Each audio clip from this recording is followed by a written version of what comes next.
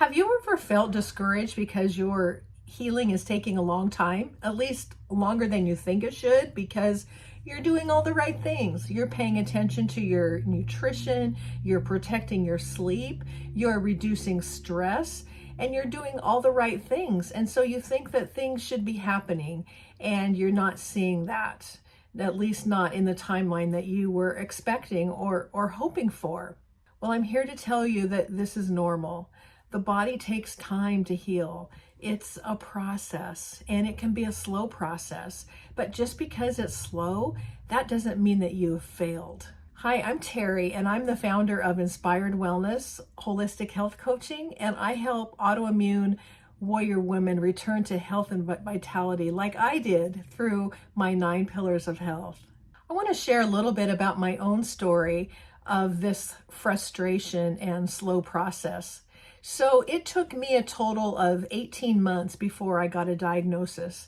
I was having symptoms, and I had doctor appointment after doctor appointment, and the doctors were passing me off to the next doctor, and then the next doctor, and then I'd go back to one of the other doctors. And it was just a process with lots of testing, and the testing was coming back normal, which you would think, yay, that's a good thing, right? But when you're trying to get to the bottom of what's going on with your body, it can be a little bit frustrating to have a normal test because you're wanting to find out what the problem is.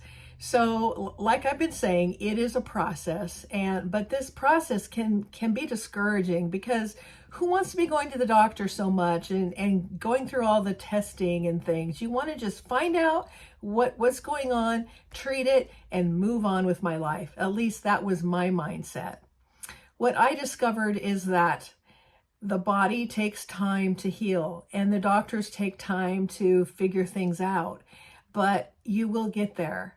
This frustration was causing me some stress, and I was losing my joy about it. I had certain expectations that were not being met, and what I learned is that I need to let go of those expectations because healing happens in its own time, and answers happen in their own time too. So although it took a long time to get a diagnosis, it did finally happen. And then I was able to move along and be able to get some treatment, some medical treatment, and eventually I learned about lifestyle medicine and how I could really impact my own health by how I lived and things that I did. But in looking back, chronic stress, which I was under as a result of my job prior, but then going through the disease process and the